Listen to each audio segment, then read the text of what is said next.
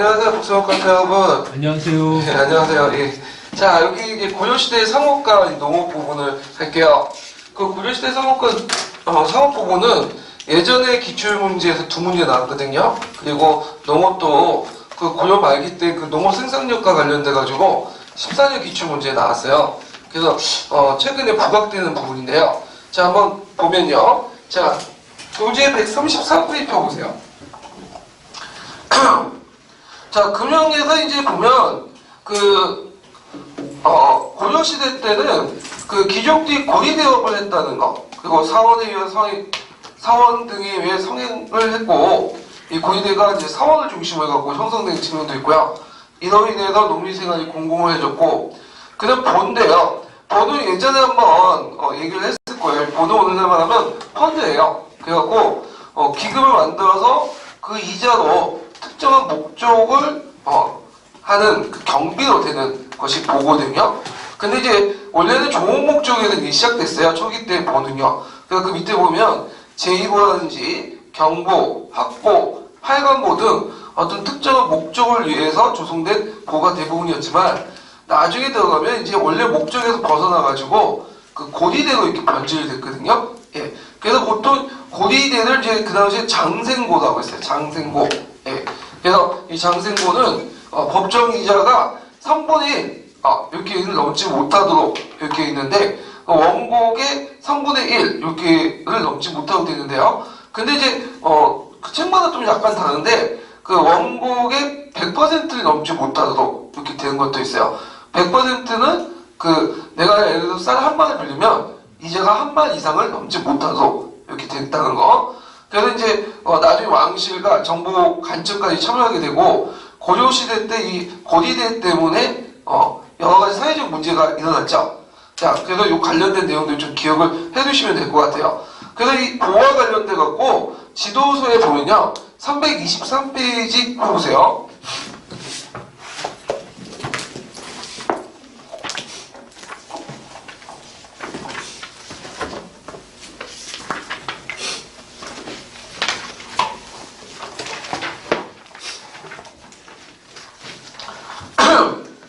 자, 그 323페이지에 보호에 대한 정의가 있죠. 신라 고려시대 때 특정 공공사업을 영위하기 위해서 일정한 기본자산을 마련하고 그 기본의 대출활용에 생긴 이자를 경비로 충당한 20기간 이렇게 있고요. 주로 이 보호를 제출했던 기관들은 처음에 불교였어요. 불교적 목적으로 해가지고 했고, 그 다음에 뒤에 넘어가 보면 그 뒤에 보면 이제 여러 보들이 나오거든요. 제2보, 경보, 학보, 팔관보 이렇게 있는데 제2보는 이제 고려시대 때 교육기관으로서 빈민이나 행정자의 구호와 질병 같은 거 쓰고요. 경보는 이것도 이제 불교와 관련된 것들인데 주로 이제 그 왕이 그 불법을 배우는 문도를 위해서 조성한 것이 이제 보고요, 경보고요. 자, 그다음 장학재단의 역할을 했다. 학보는 이제 장학기금으로서 이제 했던 거고요. 팔관보는 팔관회를 주도하기 위해서 만든 보예요. 그래서 여러 가지 보들이 있다는 걸 좀 기억을 해두시면 될 것 같아요. 그러면 이제 그와 관련된 내용들을 한번 읽어볼게요. 323페이지. 불교가 들어온 뒤부터 해서 끝까지 한번 읽어볼까요? 네. 불교가 들어온 뒤 사원교단의 경제활동에서 많이 활용되었다. 즉 사원에서는 보시자들이 신압한 정곡이 비축되자 거기에 보를 세우고 그것을 자본으로 이식사업을 벌여 그 이자로 삼보를 받드는 교단의 유지와 교리의 발전을 꾀하였다. 그러나 뒤에는 국가의 여러 공공 목적 수행을 위한 재원의 확보책으로 많이 만들어졌다. 613년 진평왕 35년 신라 원광법사가 점찰보를 만든 것이 시초이며 779년 해공왕 15년 김유신의 명복을 빌기 위한 재원으로 공덕보가 설립되었다. 그 밖에 신라 때에는 장학을 위한 학보, 승려의 관학을 위한 광학보, 빈민구제를 위한 제2보, 팔관의 경비 지출을 위한 팔관보, 궁원의 경비 충당을 위한 내장택보, 제궁원보 등이 있었다. 이 밖에 사적인 것으로 고려시대에는 부모기일보, 불보, 마관보, 성구보, 입보, 성유향보 등이, 조선시대에는 삼색지보, 기재보, 성평보, 첨보 등이 있었다. 뒤에는 고리대금 기관으로 바뀌어 민가수탈을 일삼는 기관으로 타락하였다. 예. 자, 그 다음에 이제 그 옆에 상업을 보자. 예. 자, 상업 같은 경우에 고려시대는 그 보통 조선시대는 중로 억상 정책이라고 하잖아요. 근데 그 고려시대는 진흥을 했어. 왜냐면 예전에 얘기했죠. 그 왕건 자체도 집안이 상인 출신이었죠. 그래갖고 이제 상업이 부진할 경우에는 국가가 적극적 보호하고 진흥시켜야 된다는 그런 생각을 갖고 있었는데 이건 중로 억상 정책에 입각한 조선시대와 대비되는 모습이죠. 자, 그래서 이제 그 내용들 보면요. 조선도 마찬가지고 고려도 마찬가지로 조선과 함께 시전사업을 했었어요. 이 시점은 조선 개경이나 서경에 그 설치된 간설시장이에요. 그래서 국가가 그 지역 그 개경이나 서경의 그 뭐냐면 인력들을 그러니까 도시민들 먹여 살리기 위한 그런 측면에서 개설됐죠. 그래서 이제 개경이나 나중에 이제 한양 같은 경우에는 대규모 소비 도시죠. 인구는 많은데 말해서 생산적인 걸 못해요. 그래서 거기에 거주하고 있는 시민들이나 그 다음에 그 관료들, 군인들 이런 사람들 먹여 살려야 돼. 그래서 국가가 이미 시전을 만들어가지고 간청에 필요한 물품들이나 그 다음에 왕실 기존의 생활용품, 시민들이 필요한 물품들을 제공해줬다. 이렇게 좀 보시면 되겠죠. 그 다음에 이제 경시서인데요. 경시서는 이제 상행위 감독과 물가 조절하는 역할을 했다. 예. 그래서 이제 물가를 조절하고 상품의 종류를 통제해서 간청에 허가된 상품 외에는 자유롭게 매매할 수 없도록 만들었죠. 그래서 조선 정경 비슷해요.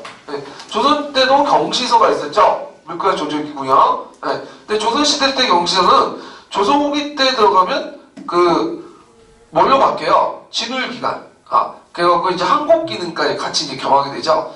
자, 그다음 지방상업 같은 경우에는 장시 중시로 발달됐고 주로 이제 행정도시나 이런 데는 발달이 됐다. 이렇게 좀 기억을 해두시면 되고 장시와 장시가 행사가 서로 연결돼 있다. 근데 이제 주의할 것은 뭐냐면 여기에 이제 지방이나 그 다음에 그 개경이나 다 누구 중심이냐면 국가가 주도한 거예요. 그러니까 이제 시장이라는 게 그 자연스럽게 형성된 게 아니라 국가가 이미 내가 조성을 한 시장들이에요. 그래서 자연스럽게 이제 시장이 형성된 것들은 15세기 후반대 정도. 그래서 이제 하삼도 지역에서 이제 형성된 것들이고요. 자, 그 다음에 이제 그 예전에 한번 시험 문제 나왔던 것이 간설시장이죠. 예, 별표 하나 쳐놓으세요. 자, 국가가 직접 상점을 만들어요. 주요 도시마다 주요 성점을 만들어갖고 서궁전이나 서적전이나 복두전, 다전 이런 상점을 만들어갖고 국가가 뭐냐면 직접 물건을 파는 거죠. 그래갖고 여기 옆에 이제 그 지도에 보면 국가가 만든 간설 상점들이 보여. 예. 그래서 이게 예전에 한번 기출문제에 나왔거든요. 그러면 한번 그 간설 상점 관련된 내용들을 한번 읽어볼게요. 자, 그 1124페이지 보세요. 근거표요.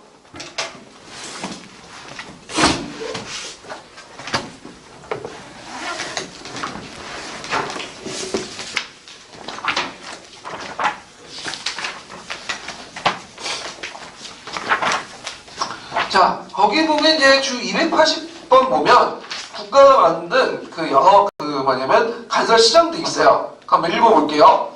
그 다음 분 읽어보시겠어요?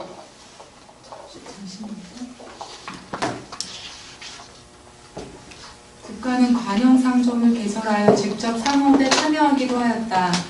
개경에는 서적점, 복두점, 대학국, 서경에는 연점, 능나점, 약점 등이 있었다. 이들은 생산과 판매를 하는 관영상공업체였다.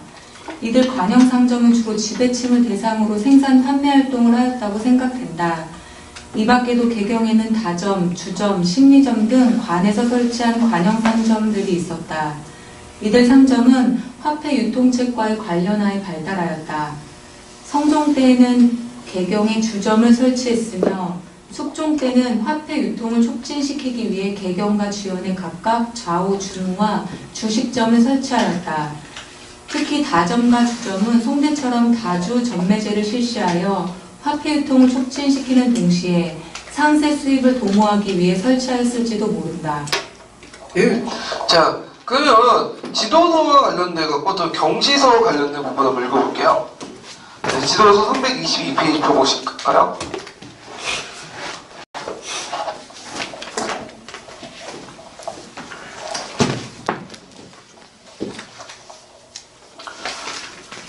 자, 경시서인데 이제 경시서는 이 고려 조선시대 때 시장을 관리 감독하거나 구경을 부과하는 관청이고요.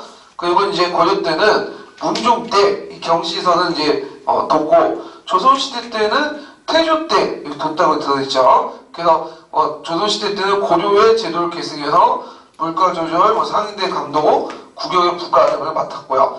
이 밖에는 이제 동양연기 단속, 물가를 억제하는 그런 역할을 했다. 그리고 저하 유통에도 촉진을 힘썼다. 그런 내용도 있는데 나중에 이제 세조 때 이름이 뭘로 바뀌냐면 평시서로 바뀌어요. 평시서. 예. 그래서 이 부분 한번 읽어볼까요? 고려 조선시대에 시전을 관리 감독하거나 구격의 부과 등을 맡아본 관청인데 경시감이라고도 한다. 고려 문종 때는 경시서의 관원으로 영 1명, 승 2명을 두었고 충렬한 때는 영을 본참으로 고치고 승을 3명으로 증원하였다가 공민왕 때 승을 중 3품으로 강등하였다. 이속으로는 문종 때 사 3명, 기관 2명을 두었다.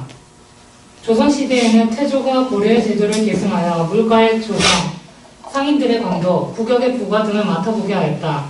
이 밖에 도량 형기를 단속하고 물가를 억제하는 등 일반 시장의 행정사무도 담당하였으며 저하의 유통 촉진에도 힘을 썼다. 관원으로는 영 1명, 승 2명, 주부 2명을 두었으며 그 후 여러 차례 변동되다가 1466년 세조권 12년 관제를 개혁할 때 이를 평시서로 계층하였다. 예. 자, 그리고 그 위에 이제 시전 내용이 있는데 시전 내용도 한번 각자 읽어보시고요. 자, 그 다음에 다시 내용 들어가고 기출문제 관련된 것들을 좀 볼게요. 기출문제요. 기출문제 49페이지 펴보세요. 49페이지 10번 문제 펴볼까요?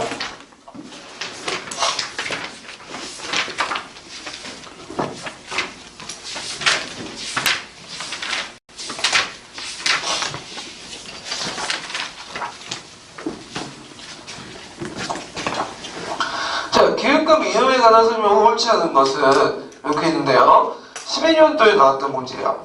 그 보면 이제 그 본문 내용을 각자 읽어보시고요. 그 관련된 그 내용들만 보면요. 시절이 있는데, 자, 감독기관으로 경시서를 두었다. 예.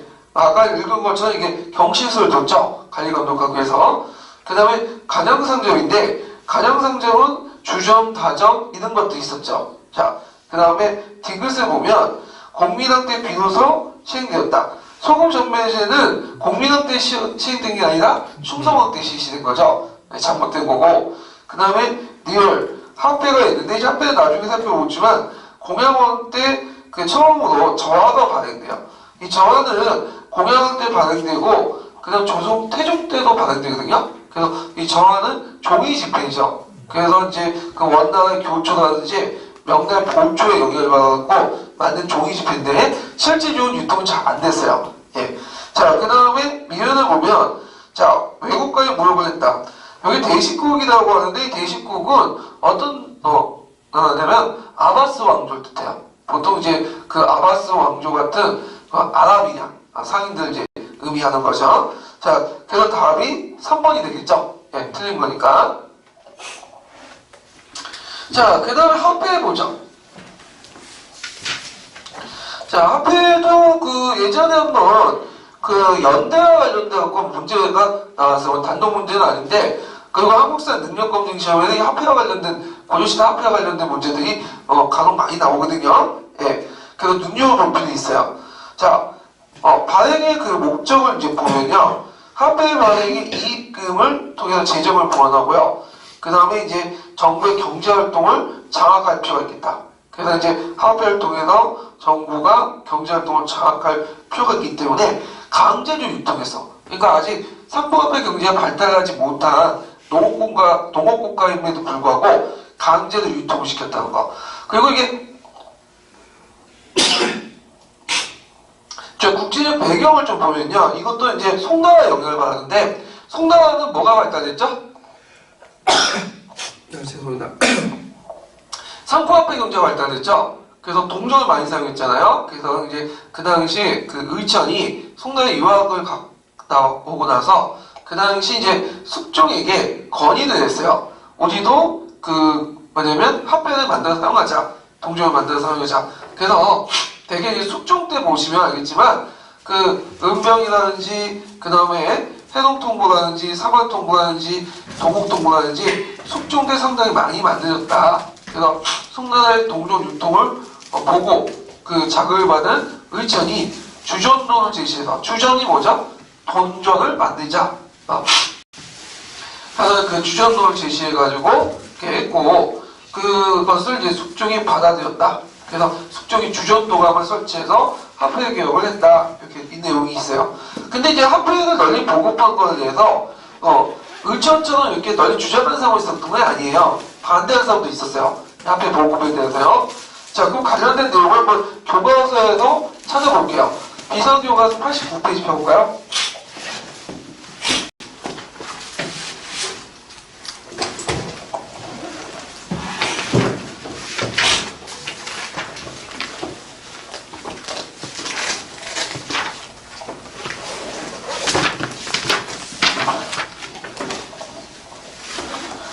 자, 거기에 보면 고조사 부분이 있는데요. 자, 목적 때 왕이 명령하게 말하면서 쭉 나오는데, 성종의 예법제에 따라서 조서를 내려 돈을 만들겠다. 이때 성종 때 처음 만든 그 돈이 뭐죠? 건원중보죠. 철돈인데, 자, 내용들 좀 기억을 해주시면 되고요. 그 다음에 이제 의천은 그 돈을 적극적으로 해서 민간 퍼뜨려 널리 보급하자. 근데 이제 이에 대해서 임충 같은 사람은 돈을 인간 사회의 탐욕과 이기심을 가져오고 백성만 피해를 입을 뿐이다. 그래갖고 이제 찬반 양론이 있었어요. 그래갖고 이제 그 의천에는 경제활동과 부의 균등한 분배. 근데 이제 임충 같은 경우에는 화폐 경제 발전은 일부 거세가와 부자의 재산 축제에만 기여할 뿐이다. 상반된 의견이 존재하고 있었다는 걸 좀 기억을 해두세요. 참고로 고조시대 때는 화폐는 널리 보급됐을까요? 보급 못했죠? 국가가 적극적으로 했지만 아직 고려는 화폐 경제가 발달하지 못한 상태이기 때문에, 상포화폐 경제가 발달하지 못한 상태이기 때문에 널리 보급은 못했다는 거. 예. 저는 그때 이제 화폐 대용으로 사용했던 물품 화폐 같은 경우에는 배나 곡식 같은 거 있죠? 이런 것들이 이제 주로 사용했다. 이렇게 좀 기억을 해주시면 되겠죠? 자, 그럼 한번 읽어볼게요. 이 부분이요. 고려 정부는 화폐 사용을 적극 장려하였다. 그 결과 건원중보, 사만통보 등 많은 동전이 주조되었다. 그러나 이러한 화폐는 널리 이용되지 못하였고 일상적인 거래에서는 배와 곡식이 주된 교환 수단으로 쓰였다. 한편 화폐 사용에 대해서도 찬성과 반대의 입장이 팽팽하였다. 의천은 화폐 정책을 통하여 경제발전과 부의 균등한 분배를 이룰 수 있다고 보았다. 이에 반해 무신집권기 때 임추는 화폐 경제의 발전을 일부 권세가와 부자들의 재산 축적에 기여할 뿐이라고 생각하였다. 예. 자, 그 다음에 다시 앞으로 돌아와서 그러면 고조시대 때 어떤 그 화폐들이 사용되는 걸 좀 볼게요. 자, 건원주보. 예전에 한번 기초에 나왔던 거죠. 별표 2개 쳐놓으면. 이게 이제 수능이나 이런 데도 좀 나오는데, 건원주보는 고조시대 화폐의 주요 형태는 동전이었어요. 또 은전이거나. 근데 이거는 철전이야. 천은 그렇게 화폐 가치가 없거든요. 왜 화폐 가치가 없냐면 시기성이 없어. 그래갖고 이제 그 중국에서 동전을 사용하게 되는데, 우리나라에서는 건원중보는 철전을 사용했다. 그것도 시대적 배경이 있어요. 성종 때 그 전에 이제 호족들이 가지고 있었던 무기들을 뺏어서 녹여가지고 뭘 만들었죠? 철불이나 철전을 만들었거든요. 예. 그래서 뭐 널리 보급되진 않았지만 최초의 화폐였다. 그리고 992년에 만들었다. 이것만 좀 기억을 해두시면 돼요. 자, 그 다음에 은병인데, 은병은 이제 그 의천의 건의를 받아가지고 만들었다고 이제 하고 있는데, 일종의 오늘날 말하는 것처럼 고려각배요. 5만원권이죠. 예. 그래서 이제 한반도의 모습을 단순해갖고 만든 거다.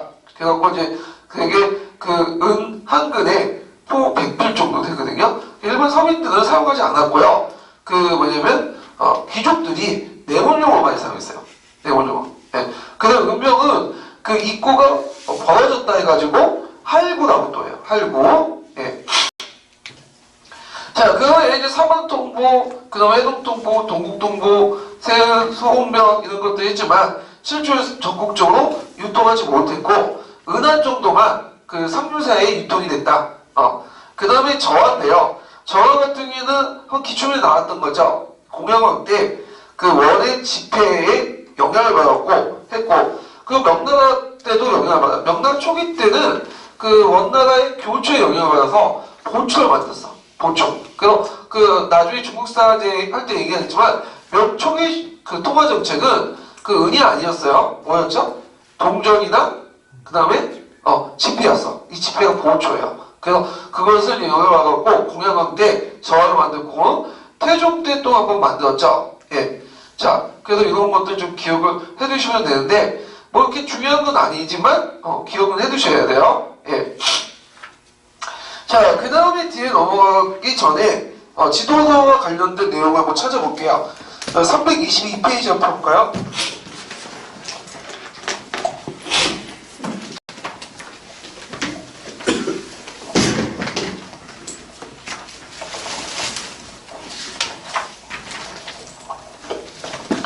자, 거기 보면 이제 건원중보, 해동통보, 해동중보, 삼만통보, 은병, 여러 가지 합해들이 나왔는데 다 볼 필요 없고 그 예전에 기초에 나왔던 것들만 좀 기억을 해두시면 되겠죠.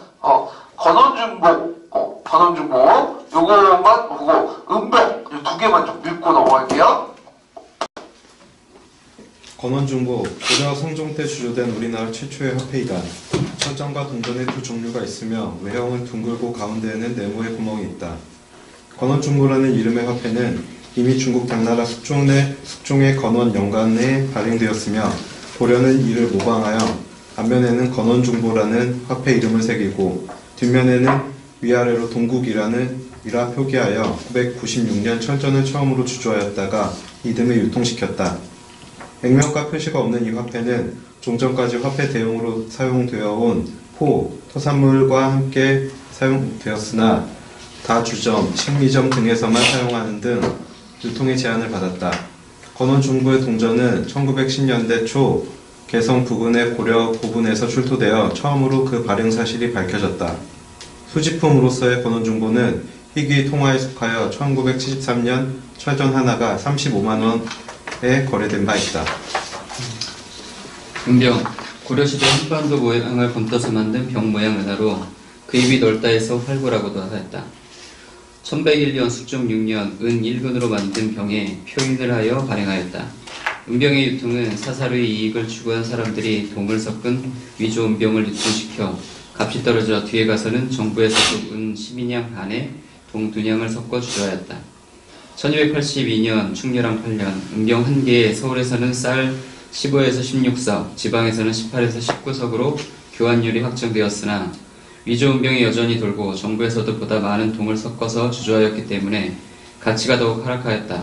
1331년 충의왕 1년 은병의 발행을 축소하고 새로운 순도 높은 소은병을 발행하여 소은병 한 개의 가치를 5승포 15필로 측정하였다. 그러나 소은병도 위조품이 나더라 고려 말에는 거의 유통되지 않았다.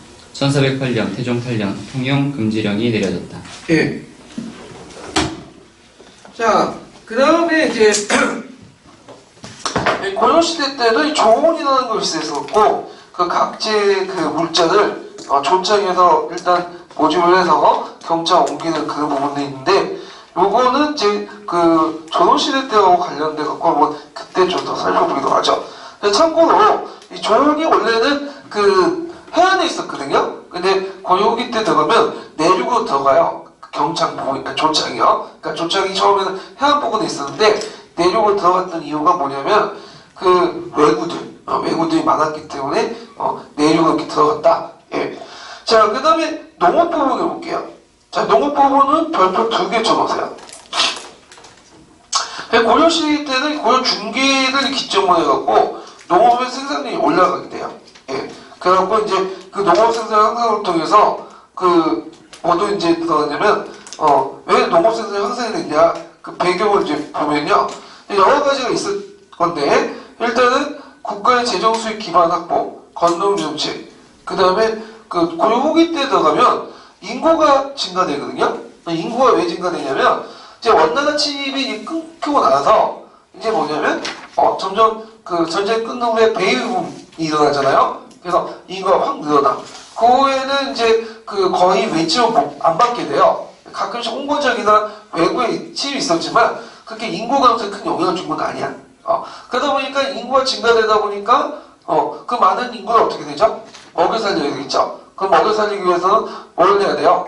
농업 생산력을 증대시켜야 되겠죠. 그러면서 이제 농업 생산을 증대시키고 또 그것이 또 인구를 증가시키는 선순환 구조를 걷게 되겠죠. 예. 그래서 여러 가지 농업 생산력 발전 내용들이 그 고려 후기 때 이어지게 되거든요. 예.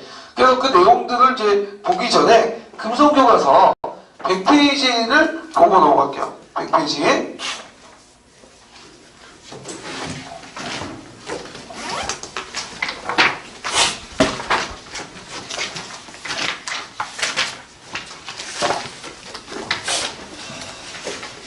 (100페이지가) 106페이지네요. 네, 106페이지. 자, 고려후기 때 농업 발달 내용들 한번 읽어볼게요. 농업을 중시한 고려 정부는 농업 생산력 증대를 위하여 노력하였다.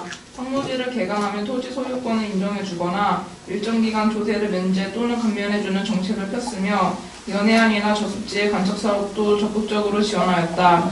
향, 부곡, 소와 같은 특수행정 구역을 설치한 것도 미개척지 또는 후진 지역의 개발을 촉진하려는 정책과 관계가 있었다.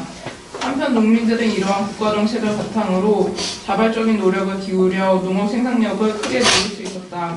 농경지 확대를 위한 황무지 개간 사업이 활발하게 이루어져 평지는 물론 산비탈의 경사면까지 농토를 바뀌어갔다. 12세기 이후에는 강화도를 중심으로 연해안의 간척 사업도 큰 진전을 보였다. 농법 개선을 위한 노력도 활발하여 가축이나 사람의 분뇨, 퇴비 등 거름을 주어 지력을 회복시키는 시비법을 개선하여 실현하지 않고 매년 경작할 수 있는 농토를 늘려갔다. 저수지와 보를 비롯한 수리시설을 확충하였고 다양한 농기구를 사용하였다. 원해 농상 집요가 소개되어 선지 농법이 보급되고 새 품종이 개발되기도 하였다.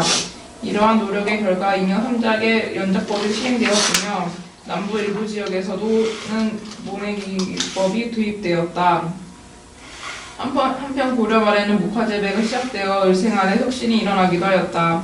정부와 농민층의 노력으로 고려 중엽 이후에는 생산력이 향상되어 자영농이 증가하고 경제력을 쌓아 부자가 되는 농민도 늘어났다. 또한 지역 간의 경제적 격차도 점차 줄어드는 모습을 보였다. 예. 자, 그러면 농업 그 생산력 내용을 이제 볼게요. 자, 일단은 농업 생산력의 발달 배경은 아까 얘기한 것처럼 고려후기 때 인구 증가, 그다음 여기는 없지만 항약보급과 관련돼 있어요. 항약보급. 항약보급은 뭐죠? 의료생활이 널리 보급이 돼. 나중에 얘기했지만 이것도 인구 증가의 한 원인이 되거든요. 그래서 비싼 약재가 아니라 그 지역에서 그 뭐냐면 그 채취할 수 있는 값싼 약재를 이용해갖고 뭐냐면 의료생활을 개선함으로써 많은 인구를 배출을 했어요. 그러면 인구가 그때 늘어난 걸 어떻게 알 수 있느냐? 그거는 묘지명을 통해서 알 수가 있어요. 묘지명에 인구가 늘어나면 어떻게 돼요? 많은 사람들이 이름이 적혀 있겠죠. 예. 그래서 이름을 통해서 고려기 때 상당히 많은 인구가 늘어나고 이것이 농업 생산력 발달을 자극시키고 그리고 이것이 이제 잉여 생산으로 늘어나게 돼서 조선시대 때 15세기 때 후반에 그 시장이 형성된 배경이 되었다. 예. 이런 것들 좀 기억을 해주시면 될 것 같아요. 자, 그러면 내용들 보면요. 우경에 의한 신경법. 우경에 의한 신경법은 자주 나와. 언제부터 나오죠? 신라시대 때부터 나오거든요. 그러면 이게 어떤 의미가 있냐? 요때 처음으로 이제 사용했다는 것보다는 예전부터 했었는데 널리 보급됐다. 그러니까 상대적으로 봐야 돼. 상대적으로. 예. 그래서 신경이라는 건 되게 의미가 있죠. 우경을 사용하면 깊이 가기가 가능하죠. 그래서 그 밑에 있는 지적을 쉽게 뭐냐면 회복시킬 수 있죠. 땅 깊이 있는 이제 여러 가지 영양분들을 복구시키면서 징역 손실을 단축화시킬 수 있고요. 그 다음에 이제 상홍시대나 고려 중기까지는 후환법을 사용했어요. 후환법. 그런데 고려 후기 때부터 연작상경이 계속 이어지게 된다. 자, 연작상경이라는 건 후환 없이 뭐죠? 계속 농사를 짓는 거예요. 연작상경이 가능하려면 일단 뭐가 있어야 돼요? 시민법이 발달되어 있죠? 거듭 주는 방법. 그래갖고 고려시대 때는 축분을 많이 이용했다. 축분이 뭐죠? 가축의 똥이죠. 예. 근데 이제 조선시대 때 들어가면 연작상경이 일반화되는데 이때는 인분을 더 많이 이용해요. 인분은 사람의 똥이죠.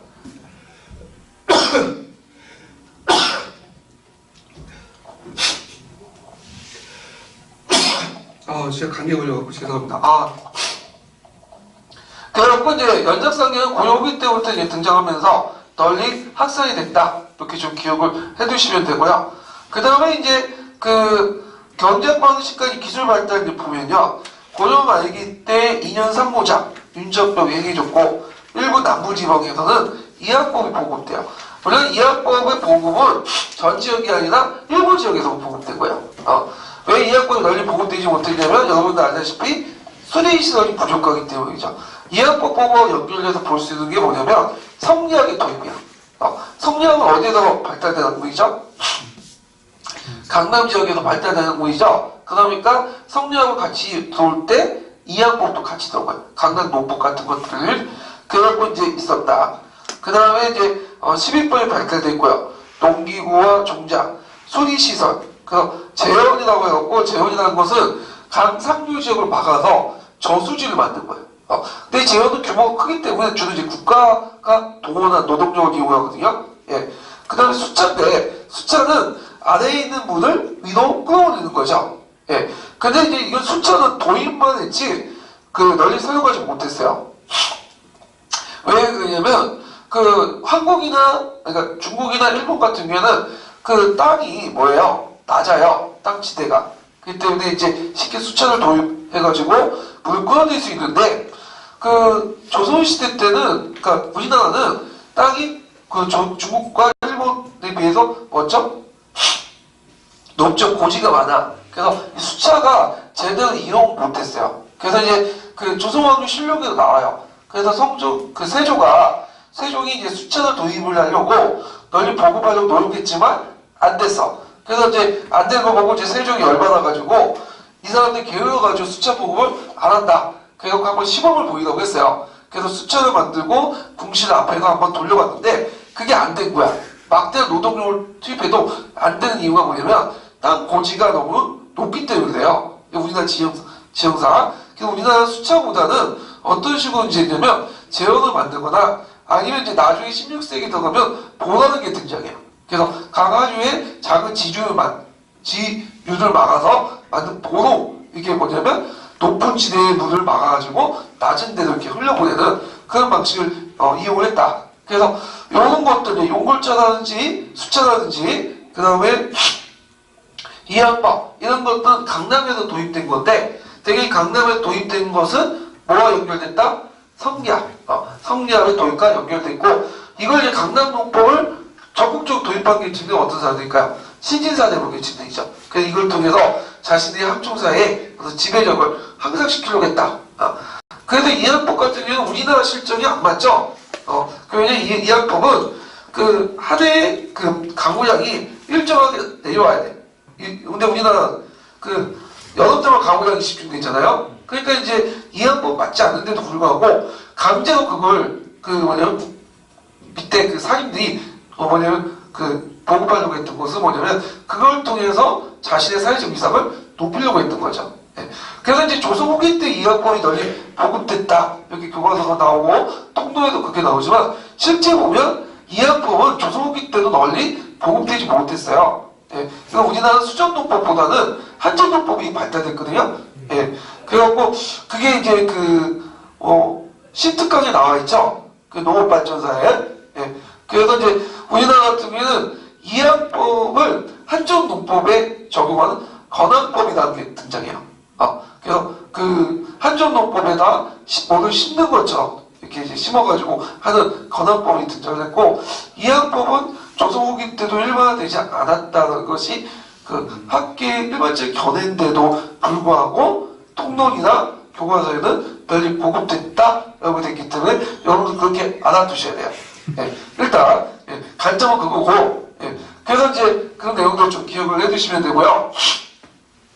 그 다음에 이제 그 농사 지명가 소개됐죠. 그래서 이제 하북 지방에 이제 농법이 소개됐고요.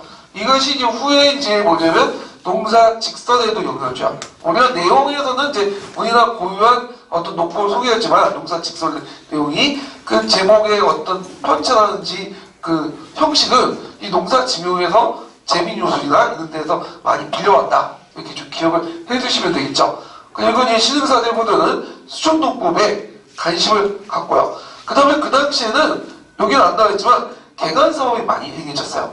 개간사업. 그래갖고 이제 저습지나 이런데 개간사업이 많이 행해지고, 그리고 재원이나 이런 땀들이 이제 저수지 많이 이제 개발되면서 어떤 현상들이 일어나냐면, 그 예전에는 이제 책에서 읽은 것처럼 그 사회에도 있지만 주로 농사를 어떻게 지었을까요? 구릉지대에 지었어. 그래서 구릉지대에 이렇게 지어가지고 그 필리핀에 가보시면 그 계단식 농법 아시죠? 예. 멀리 봤을 때 계단식으로 해갖고 구릉지에 농을 지은 거야. 그 이유는 예전에 말한 것처럼 두 가지의 이유가 있는데, 하나는 그 물대기가 좋아. 자연 계곡물을 그대로 이용하잖아요. 자연 그게 편하고, 그 다음에 학용법이 통하죠. 불을 지른 다음에 그 재를 통해서 농사를 짓는 방법이죠. 예. 근데 이제 고조 후기 때 들어가면, 중후기 때 들어가면 13세기 이점으로 해갖고 이런 그 높은 데 짓는 게 아니라 이제 평야지대를 개발하게 돼요. 그래서 높은 지대에 짓는 것을 뭐라고 하냐면 산전이라고 하죠. 근데 낮은 데 짓는 걸 하전이라고 해요. 하전. 그래서 하전들이 많이 형성이 돼요. 그러니까 우리가 이제 알고 있듯이 평야지대에 농사를 많이 짓기 시작한 것은 처음부터 있었던 게 아니라 고려 중후기 때 이후부터예요. 그래가지고 이제 이때부터 평야지대에 농사를 많이 짓게 되고, 그러다 보니까 하상도 인구가 어떻게 나올까요? 다른도보다 늘어나죠. 하상도 여러분 아시죠? 충청도, 경상도, 전라도. 여기 뭐 더 거의 대부분 하상도에 뿌리를 두고 있는 분들 많죠. 예. 그래서 하상도의 인구도 많이 늘어나니까 당연히 인재가 어디에서 많이 나오겠어요? 하상도 지역에서 많이 나오겠죠. 예. 이런 것도 있었다. 그래서 평전에서, 그러니까 그 산전에서 뭘로? 평전 하전이 등장을 했다. 좀 기억을 해두시면 되겠죠. 그 다음에 이제 고조기 때 들어가면 그 변적 반수제가 등장하죠. 네. 변적 반수제는 나중에 이제 뭐라고 이제 부르냐면 타조법이라고 부르죠. 타조법. 그리고 이제 변적 반수제가 등장했는데, 변적 반수제가 처음에 등장할 때는 그 당시에는 주요 형태가 뭐였죠? 작게제 같은 농장 형태였죠. 그래서 농장에서 했다가 농장 운영에서 안 한 그 번두인 땅들을 좀 떼어가지고 무전농민들에게 변적 반수를 시작했어요. 근데 이게 잘 안 됐어. 초기 때는. 왜냐면 두 가지 이유가 있는데, 일단 농업 생산이 부족해요. 무전농민들에게 변적 반수제를 실시했는데 이 무전농민들이 종자라든지 그 다음 경우라든지 소라든지 이런 것들이 있어요 없어요? 없죠. 그러다 보니까 그 기껏 줘봤자 반기에 그러니까 토지를 버려도 그래갖고 있고, 두 번째는 이제 토지 소유권이 확립은 제대로 안 됐다는 거. 물론 이제 가정법을 실시를 통해서 토지 소유권을 확립하려고 노력을 했지만 아직까지는 그 일물일권주의 토지 소유권이 확립되지 못했기 때문에 잘못했다가는 이 토지는 또 나중에 자기 땅에 옮길 수 있잖아요. 그래서 변적반수제는 널리 보급되지 못했고요. 이 초기 때 변적반수제는 좀 약간 신분적 예속 성격이 좀 강하긴 했어요. 예. 그래서 이게 널리 확대된 거는 학자마다 의견이 좀 있지만 16세기 후반 때 널리 확대가 됐다. 그것도 좀 기억을 해두시면 돼요. 그 다음에 목가 전인데, 목가는 이제 문익전이 원나라에서 가지고 왔다. 그래서 이제 시와 시를 뽑는 물량을 개발했다. 이렇게 나오거든요. 그래서 이제 목가 같은 경우, 목가 시는 예전부터 있었다고 해요. 삼국시대 때부터요. 그래서 삼국시대 때 그 짰던 그 뭐냐면 묘포가 발견됐어요. 최근에. 그래서 문익전이 최초로 이렇게 들어왔다는 건 이제 학계 통틀 깨졌고, 그 문익전의 역할이 뭐냐? 처음에는 이제 그 묘포는 그 진짜 기후 조건이 맞지 않아가지고 그 소량으로 보급했던 거예요. 근데 이것을 품종을 개량해갖고 널리 보급시키고 그 다음에 우려 혁명만큼 혁명을 불러일으킬 만큼 큰 변화를 일으키고 대량으로 보급했던 사람이 누구냐? 이 문익전이죠. 예. 그럼 문익전이 또 명포를 목화를 끄집어내서 그 실로 만드는 물레나 이런 도구들을 개발했잖아요. 그 측면에서 그러니까 명포를 대중화시키는 데서 처음으로 공헌했던 사람이죠. 근데 처음으로 그 목화실을 가져오는 사람은 아니었다. 예전부터 있어요. 기록에도 나와 있어요.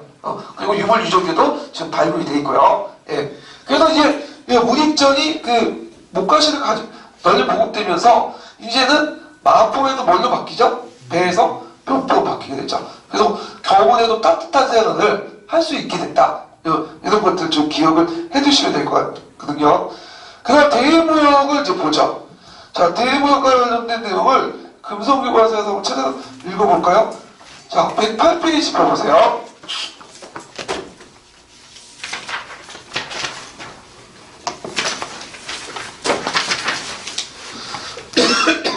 야, 누가 그 다음 읽어보시죠. 네.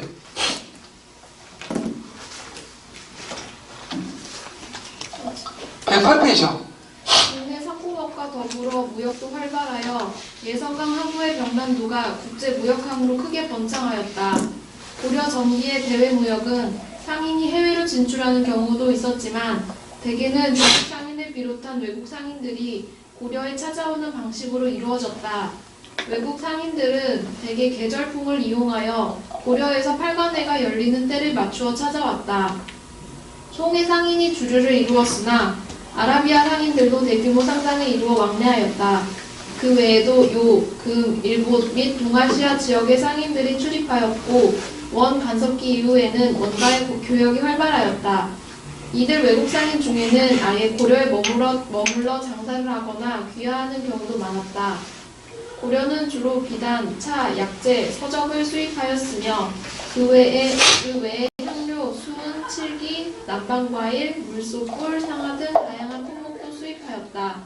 수입품에는 대체로 일반인이 사용하기에는 값비싼 사치품이 많았는데 이를 구입하기 위해 다량의 금은이 유출되기도 하였다. 고려의 주요 수출품은 삼배와 인삼, 종이와 먹, 돗자리, 나전칠기 등이었다. 자, 대무역을 보면요. 대무역의 주요 대상은 당연히 성이죠. 예, 성은 이제 공무역이나 사무역 이렇게 했고, 잠시 이제 여진화의 권한 때문에 그 공무역이 중단돼도 사무역이 활발하게 됐어요. 예, 그래서 수출품이나 수입품을 보면, 수출품은 금, 은, 동, 인삼, 잣 이런 것도 있고요. 수입품은 비단, 서적, 자기, 약재 이런 것도 있다. 그 무역강은 그 예성강의 병난도죠. 그래서 이제 서해안 같은 경우에는 조선 간만해체가 되게 커요. 그래서 항구가 좀 적합하지 않은 지역이 많거든요. 근데 그 예성강의 병난도는 상대적으로 조선 간만해체가 그렇게 크지가 않아.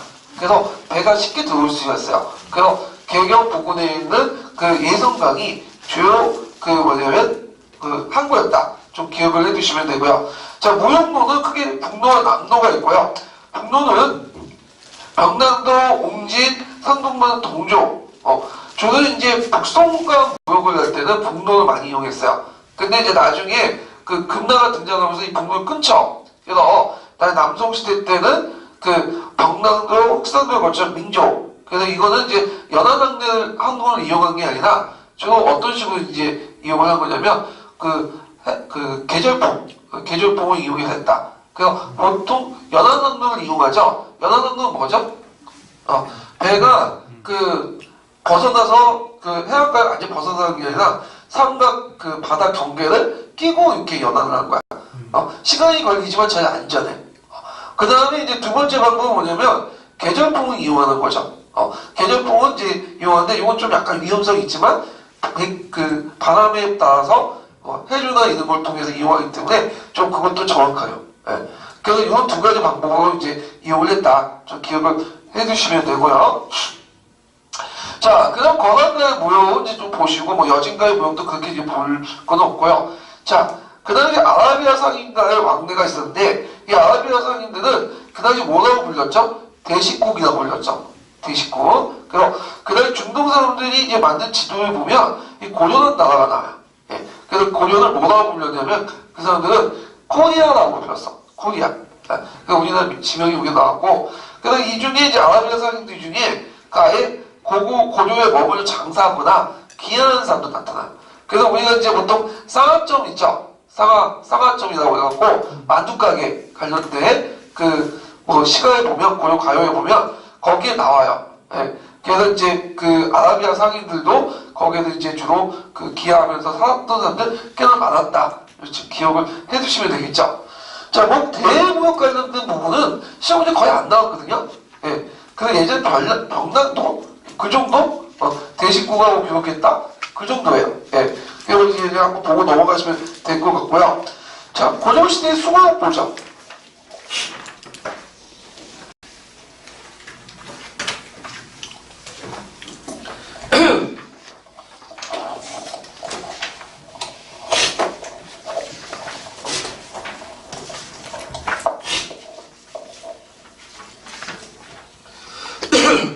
자, 고려시대 수공업 보면 이제 수공업의 종류를 볼게요. 간청수공업, 그 다음에 서울수공업, 사원수공업, 민간수공업 이렇게 이제 네 가지가 있는데 초기 때는 간청수공업이었어요. 그러다가 이제 서울수공업으로 바뀌게 되고 이때 소라는 것은 향소 보고할 때 소죠. 그래서 이제 특정한 물품을 만들어 놓은 그 지역을 이제 소라고 하죠. 예. 그러다가 이제 고려 후기 때는 서울수공업이 해체되죠. 왜 해체돼요? 소민대 반란 때문에, 전원 때문에, 이제 일반 군현들이 이제 공납을 대신하게 되고, 고려 후기 때는 사원수공업과 민간수공업이 발달했다. 예. 그래서 특히 이제 사원수공업이 그 고려시대 때는 발달이 됐어요. 예. 그리고 여러 가지 물건도 만들었고 했는데, 자, 일단 그 내용들을 좀 보면요. 예전에 시험 문제 나왔던 것이 간청수공업. 자, 간청수공업은 이제 그 수공업자들을 해당 간청에 전속교시켜요. 네, 공장안을 만들죠. 공장안. 그래갖고 그 사람들에게 이제 그 3번으로 돌리는 거야. 그래갖고 이제 그 3교대로 해갖고 3분의 1씩 돌려요. 그래서 그 3번대로 돌려갖고 한 번은 꼭 어디로 그 뭐냐면 간청수공업에 일을 하는 거야. 그러니까 여기서 민간수공업자하고 간청수공업자 꼭 구별해야 되는 게 아니에요. 민간수공업자들이 평상시에는 자기가 돈벌이 하다가 자기 당번이 되면 간청수공업에 이렇게 들어가면 간청수공업자가 되는 거야.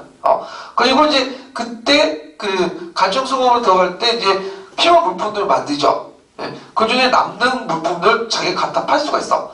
공장사 대신 납부를 하고, 그 다음 민간수공업자 있을 때는 그 간청수공업에 동원되지 않을 경우에는 뭐죠? 물건을 만드는데 그때 물건을 만들 때마다 공장세가 붙어요.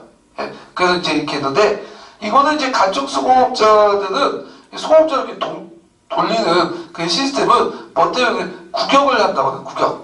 예. 보통 100점은 뭘 담당하죠? 군역을 담당하죠. 예. 그 다음에 그 대신에 수공업자들은 구경을 그 간청수공업에서 일을 대신하는 거예요. 직역을 한다고 하는데, 그래서 이제 이런 시스템이 고려시대뿐만 아니라 조선시대 때 들어가요. 조선시대 때도 조선 전기 때까지만 해도 그 일반 사람들이 군역을 담당하면, 그리고 군역 대신에 이 수공업자는 뭘 담당하는 거예요? 직역을 담당하죠.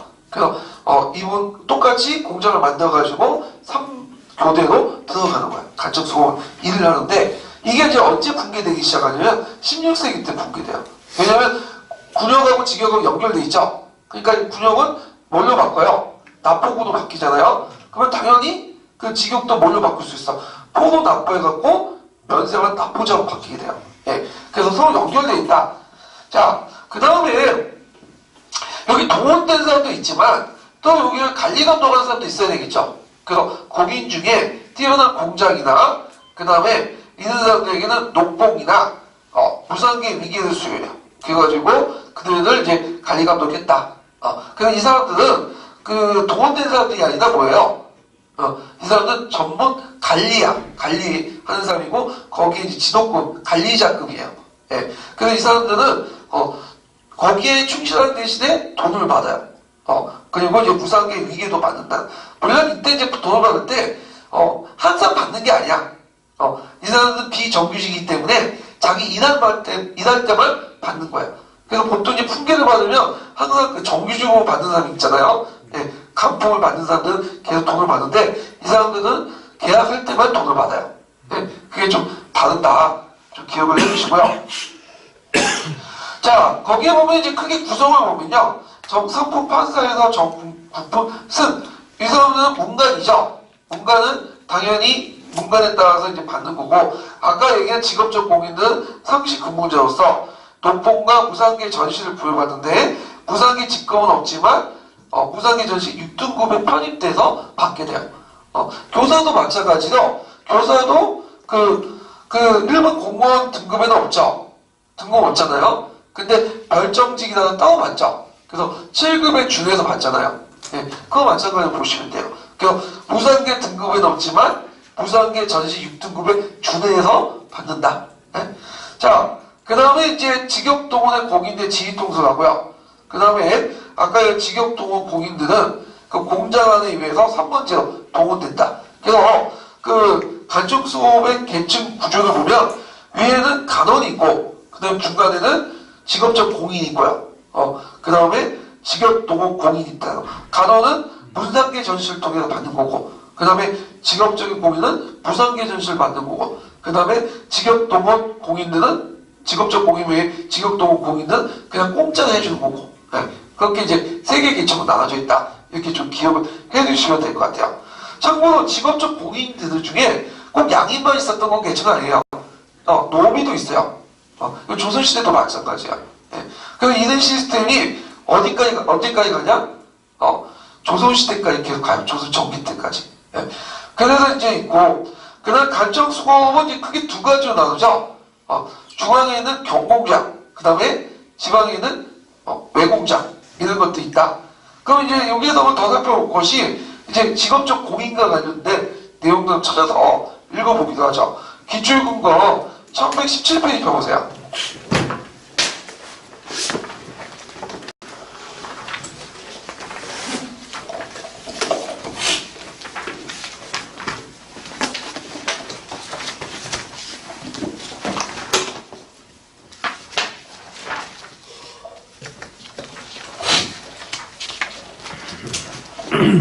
자, 요거는 국방과 관련된 내용 문제인데요.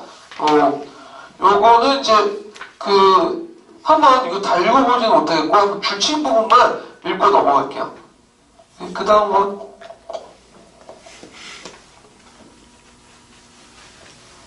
읽으세요. 네. 고려시대 무상계는 노병사, 향리, 공장, 악인 및 탐나의 왕족과 여진이 추장하게 수여되고 있었다. 무상계가 없는 공장과 악인도 무상계 전시 제6등급에 편입되어 전 17개를 지급받았다. 공장, 악인이 무상계 전시를 받을 수 있었던 것, 다시 말해 무상계 전시 규정에 제6등급을 설정하여 일견 무상계와 직접 관련이 없는 듯한 공장과 악인을 편입시킨 것은 이처럼 그들의 유괴가 무상계와 연결되어 있었기 때문이다. 좀 더 부연한다면 공장과 악인에게 무상계가 주어지고 있었으므로 그들을 무상계 전시 대상에 포함시키기는 하였는데 아직 무상계를 받지 못하고 이에 준하는 나름대로의 유괴를 가진 자들도 많이 있었기 때문에 이들에게 전시를 주기 위해서는 제6등급과는 별도의 등급을 설정할 수밖에 없었던 것이다. 따라서 결국 무상계를 지닌 공장과 악인은 그 유괴에 해당하는 문상계 전시를 받고 나머지는 6등급의 무상계 전시를 받았다고 믿어진다. 자, 그 다음에 이제 지방간청수공업 보죠. 외공장이라고 하는데, 지방간청수공업은 그 두 개로 나눠요. 하나는 중앙에 필요한 물품을 공급하는 그 간청수공업자도 있고요. 또 하나는 지방 자체의 수요를 물품을 공급하는 것들인데, 대개 이제 중앙에 필요한 물품 공급을 받는 것들은 좀 체계적으로 구성되어 있어요. 그래서 이제 그게 상공과 별공인데, 상공은 이제 정기적으로 공급하는 거고요. 별공은 부정기조 공급하는 것이다. 그래서 중앙에 필요한 물품을 공급하는 외공장은 좀 체계적으로 조직화되어 있다. 근데 이에 반해서 지방자치 수요 물품을 공급하는 그 외공장들은 되게 체계적으로 운영되지 않아요. 왜냐면 일단 생산 물품이 적고 필요에 따라서 다른 데에서 또 지급받을 수 있어요. 그래서 이제 조용조를 강제로 징수할 수도 있고요. 그 다음에 서울수공업의 일부를 또 징수할 수 있고, 그 다음에 공회전은 예전에 말한 것처럼 간증에 필요한 물품을 제공하기 위해서 줬던 토지죠. 예, 거기에서 이제 물품을 구입할 수 있고, 그 다음에 이제 관련 임시비용이나 하급 마전의 관료 등을 이제 지금 등록해갖고 이제 할 수 있다. 좀 기억을 해두시면 돼요. 그러니까 공회전이 이제 용도가 간증의 물품 구입, 그 다음에 관련 임시 비용, 하급 마전 관료 지급인데 그 중에 공회전에서 했던 여러 가지 그 얻었던 그 지급 품목 중에 하나가 간증에 필요한 물품을 구입하는 데 썼다는 거죠. 그래서 그 다른 데도 얻을 수 있기 때문에 이 지방자치에서 수요 물품 공급을 하는 외공장은 좀 체계적으로 운영되지 않았다. 이런 내용들 좀 기억을 해두시고요. 관련된 내용은 기출 근거 1168페이지 있어요.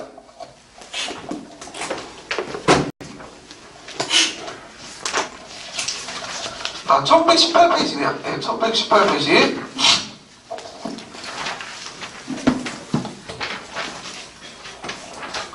자, 그 1118페이지 260번은 이제 상공과 발군과 관련된 내용이고요. 그 다음에 이제, 주 261번은 고려식 간청수공업과 관련된 내용들 쭉 있는데, 지금까지 했던 내용들이 이렇게 쭉 내용이 있어요. 그래서 9편이 있는 내용인데요. 요건 이제 다 볼 수는 없고요. 어딜 보냐면 좀 뒤에 넘어가서, 아까 이제 지방간청 자체의 수요량 수공업자들이 있었는데, 그 수납 규모가 미비하고 체계적이지 못하다고 했죠. 그 이유가 세 가지 이유가 있어요. 예. 자, 한번 읽어볼게요. 거기 1119페이지 넘어가서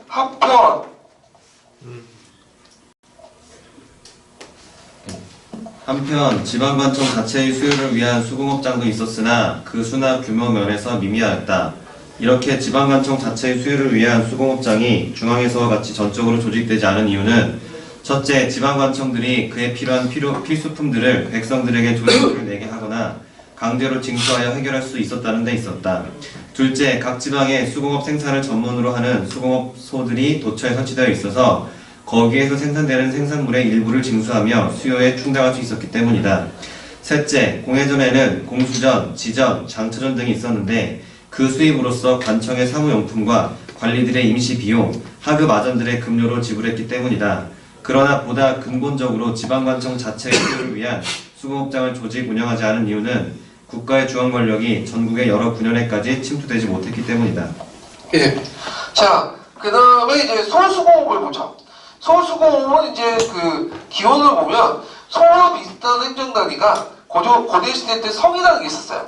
이때 성이라는 것은 우리가 성성치 할 때 성이 아니라 이때 성은 지역 행정단위예요.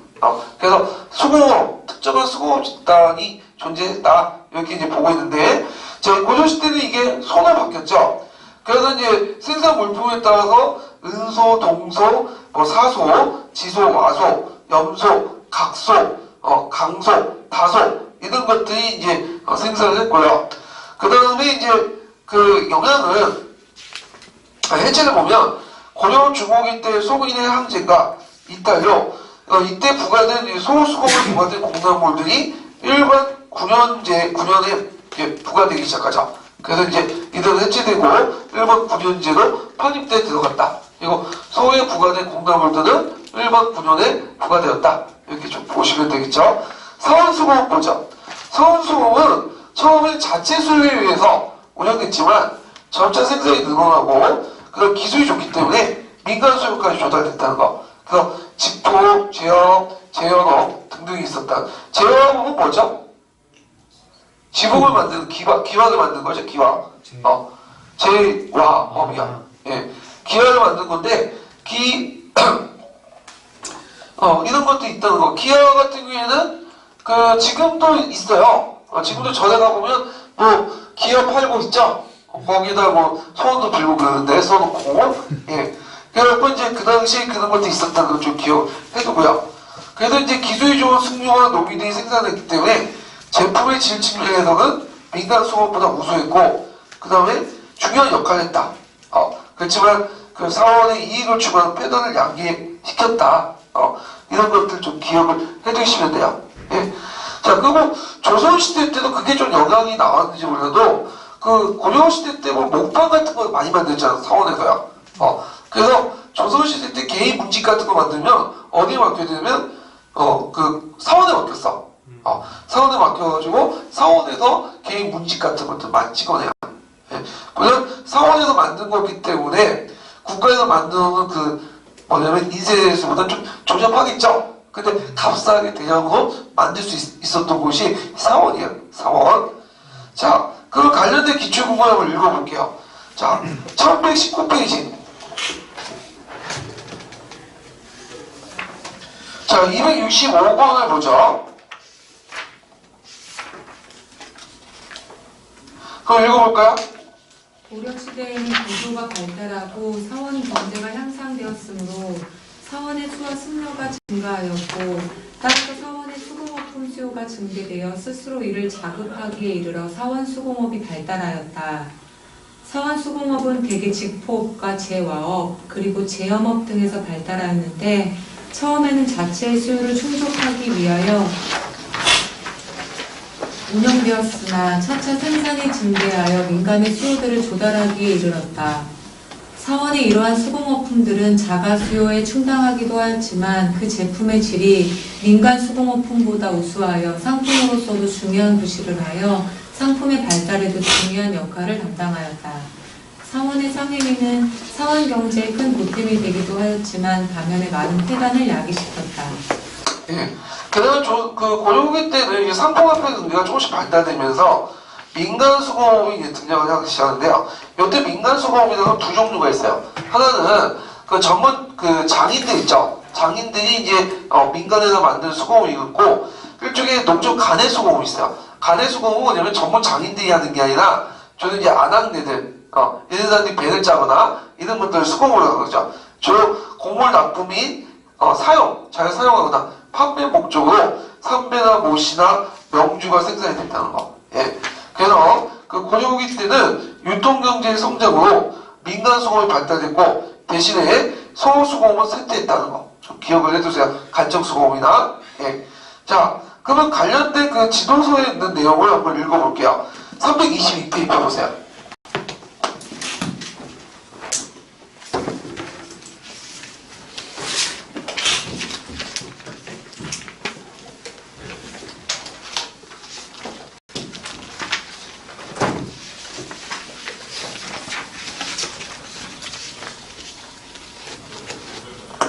자, 거기에 이제 간청수공업과 관련된 내용도 있거든요. 예.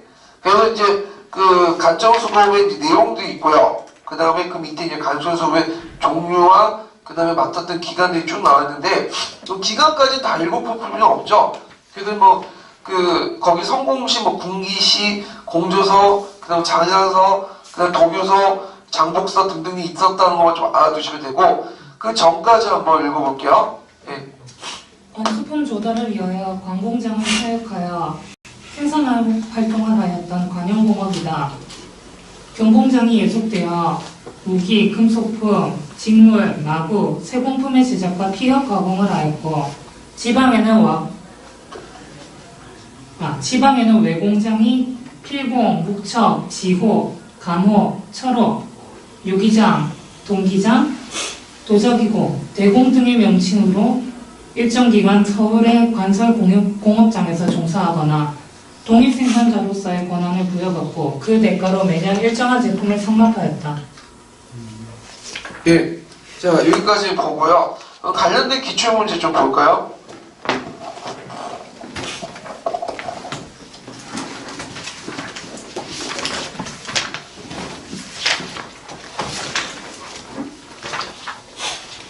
자, 관련된 기출문제 그 45페이지 2번 문제 볼게요.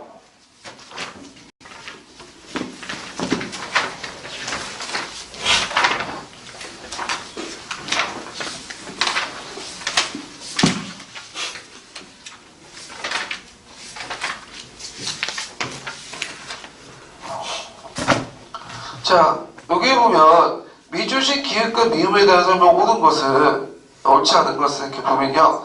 자, 여기 보면 이제 그 고려시대 수공업 부분이 있는데요. 그럼 관련된 내용들만 이제 보면요. 자, 그 기획 여기에 소속된 공장은 이렇게 있는데 기획은 전시가 지급 대상에서 제외됐다. 틀렸죠? 보상계 전시도 들어가 있죠? 전시가 안에요. 예. 그래갖고 이제 틀렸고, 그 다음에 니은을 보면, 자, 정기적인 상공과 부정기적인 별공을 유지했다. 예. 맞고, 그 다음에 디귿을 보면, 지방관청의 자체 수요에 의했다. 그래서 공회전의 필요한 경비를 조절했다. 맞죠? 지방관청은 그렇게 발달하지 못했다고 했어요. 그 이유 중에 하나가 여러 가지가 있겠지만, 공회전에서 그 비용을 충당할 수 있었죠. 예. 그 다음에 이제 니은은 소수공업인데, 그 소금이나 미역, 그 다음에 생강, 그 다음에 차를 생산한 곳이다. 맞죠? 그래서 소금을 생산한 곳을 염소라고 하고, 미역을 생산한 것을 각소라고 하고요. 그 다음에 생강을 생산한 것은 강소라고 하죠. 그 다음에 차를 생산한 것을 다소라고 하죠. 예. 그래서 생산 물품에 따라서 이들이 갖다 붙였다. 그 다음 미은을 보면, 미음에서 사원에서 사용되는 물품뿐만 아니라 시장에 팔 물품도 있었다. 맞죠? 처음에는 자가 소비를 위해서 만들었다가 이게 품질이 좋으니까, 그리고 남아도니까 이제 갖다 팔기 시작하죠. 예. 그래서 고려후기 때는 사원수공업이 상당히 중요한 역할을 담당했다. 이렇게 좀 기억을 해두시면 돼요. 자, 그래서 이제 여기에서 경제 부분은 끝났고요. 좀 쉬었다가 중세 문화 부분을 넘어갈게요.